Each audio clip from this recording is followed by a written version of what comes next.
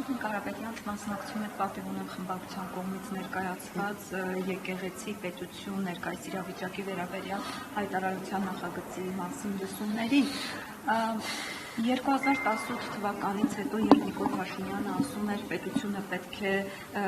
չմիջամտի եկեղեցու ներքին գործերին, դրանից մի քանի տարի անց կամ մի քանի ամիս անց, ինչու Նիկոլ Փաշինյանը որոշեց սկսել հակաեկեղեցական եւ հակակաթողիկոսական այս գրոհը, նպատակը որն է եւ այսպես շարունակվելու դեպքում արդյոք կհասնի իր նպատակին։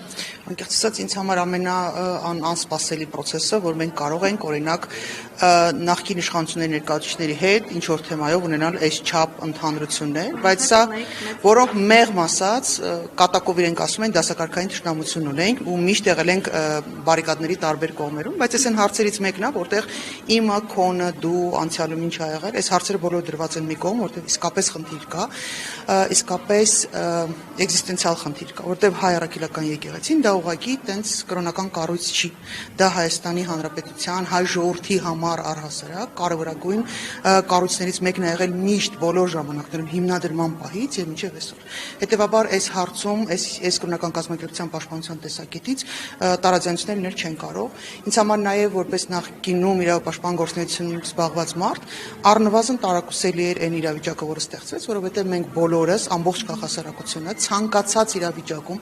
ցանկացած մեկ կրոնական կազմակերպության մեկ ներկայացուցիչ իրավունքների խախտման պարագայում բարձրաձայնել ենք խնդիրը եւ շատ խիստ ենք եղել ու շատ կոշտ է եղել մեր դիրքորոշումը, մենք մշտապես ասել ենք, որ ցանկացած կրոնական կազմակերպություն պետք է հնարավորություն ունենա ազատ գործելու, այսինքն դա խղճի ազատության այն բացառիկ ու կարևորագույն սկզբունքներից է։ Այս դեպքում տոտալ լռությունը, իսկ առանձին դեպքերում նաեւ անմեղսունակ եւ անբարոյական վարքագիծը տարբեր ներկայացուցիչների քաղաքասարակության, այսպես կոչված անկախ էքսպերտների առնվազն անտրամաբանական է, բարոյական նորմերից դուրս է, հակակոնստիտուցիոնալ է, հակակոնվենցիոնալ է, իրավունքին, օրենքին հակասող է եւ հետեւաբար քրեորեն պատժելի է։ Ինչու՞, որովհետեւ շատ մարդիկ ուղղակի իրենց ֆունկցիան չեն իրականացնում, որովհետեւ զբաղեցրել են քաղաքասարակություն կոչվող նիշան, գեղեցիկ տեղավորվել են, ինչ որ ժամանակ հեղինակություն են ձեռք բերել եւ հիմա իրենց հեղինակությունը ենթադրում եմ, փորձում են այսպես ասած, փոխաբերական իմաստով, գուցե ոչ փոխաբերական իմաստով, թանկով վաճառում են, այսպես ասած։ Սա անտրամաբանական է, սա անընդունելի է, սա հակաիրավական է, սա հակաբարոյական է, սա պետության շահերից որևէ կերպ չի բխում։ Սա ժողովրդավարությունը որևէ կերպ չի ամրապնդում, սա մարդու իրավունքները որևէ կերպ չի ամրապնդում։ Ու մարդիկ լծվել են ու չգիտեմ, էլի չեմ կարողանում հարմար եթերային բառեր գտնել, որովհետև սա իսկապես հասկանալի չի։ Հասկանալի չի ոնց է կարելի արդարացնել Նիկոլ Փաշինյանի ասպատակումները, բառացիորեն ասպատակումները հայ առաքելական եկեղեցու նկատմամբ։ Հասկանալի չի ինչպես կարելի է մարդկանց անկեղծ վրդովմունքը, հրահարված վրդովմունքը, որը տարուց ավել է տևում, այդ հրահարումը Նիկոլ Փաշինյանի հիմա արդեն տարուց ավել հայ առաքելական եկեղեցու ցանկացած հետևորդ իրան նվաստացած ազգում, որովհետև այդ բոլոր հարցերը, որոնք տալիս են հայ առաքելական եկեղեցուն, մնացած եկեղեցիներում պարզել են, բոլորը շպիոն են, թե չէ ինչ-որ երկրի, պարզել են, բոլորը իրանց կանոնակարգերին համապատասխանում են, թե չեն համապատասխանում, պարզել են, բոլորը տենց կուսակրոնության իրանց, չգիտեմ, մի կամ ինչ կանոն է, որևէ կանոն կրում են, պահպանում են, թե չէ, թե ուղղակի որոշել են, որ կա մեկ եկեղեցի եւ այդ մեկ եկեղեցու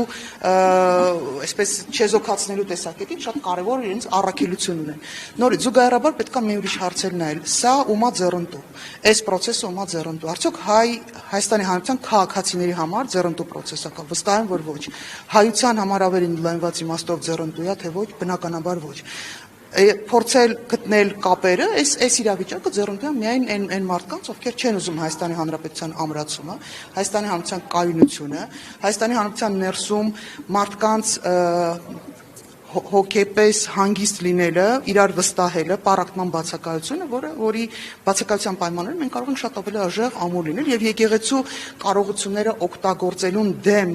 եղած մարդիկ, ովքեր վախում ու սարսափում են այդ մտքից, որ եկեղեցու հնարավորությունները, եկեղեցու ցանցային լինելը կարող է ինչ-որ բա օգտագործվի Հայաստանի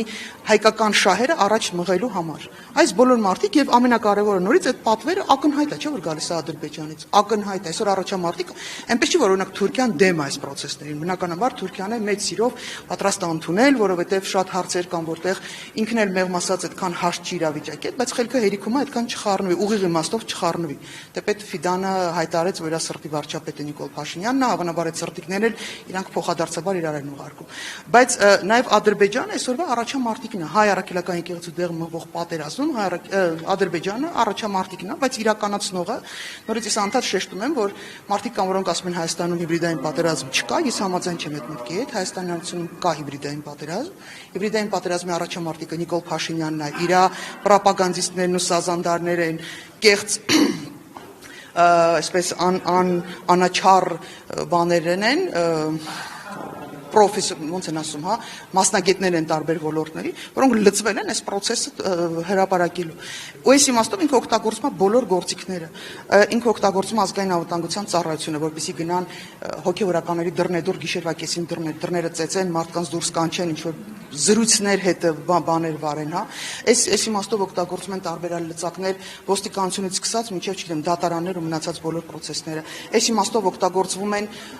էլի տարբեր հարթակներում տարբեր միջոցներ, այդ թվում նաև օրինակ ՀՄԵԿ-ը դարձել է Նիկոլ Փաշինյանի հակաեկեղեցական, հակակոնվենցիոն իրավունքների դեմ ուղղված process, որտեղ հանրային հեռուստաընկերությունը դարձել է թիվ 1 պրոպագանդիստը այս թեմայի եւ օգտագործում են հանրային հարթակը, որպեսզի կարողանան մարդկանց այսպես թիրախավորել, հա, մի խումբ մարդկանց թիրախավորել իրենց կրոնական համոզմունքների համար, կրոնական կազմակերպության ներկայացուցիչներին թիրախավորել։ Մարդկանց անունները դնում են ավազանի անուն, ես չեմ պատկերացնում, հա, իրենց քաղաքացիական անուններով դիմում են եւ վերնագրեր են գրում եւ մարդիկ են հրավիրվում, որոնք այս ամբողջը գեներացնում են, սա շատ ցավալի է։ Մենք իսկապես պատրաստվում ենք դիմել նաև դատախազություն այս կապակցությամբ, վաղը ժամը 12-ին նժար սամնդրական շարժումը դիմելու է դատախազին իր բողոքով եւ պահանջելու է քրեական գործ հարուցել, այնպես որ մենք ժամը 12-ին վաղը մեր վերաբերմունքը նաև այս տեսակ հարցերով կձևակերպենք ավելի առարկայական։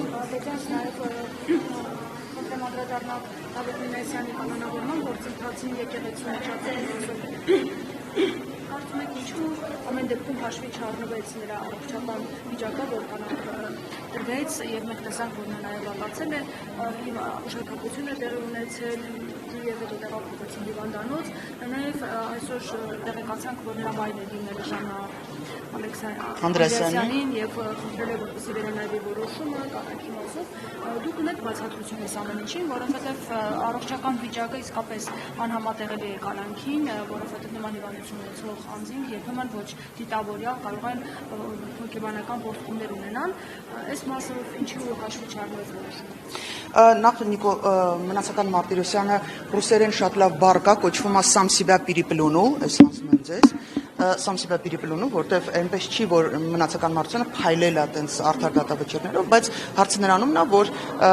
մի բան է քաղաքական հակառակորդների նկատմամբ հետապնդումները հասուն կայացած մարդկանց նկատմամբ, մի բան է 18 տարեկան երեխան փորձել տեղավորել այդ քաղաքական հայացքներով ու տարբեր այլ հարցերով բանի մեջ, հա,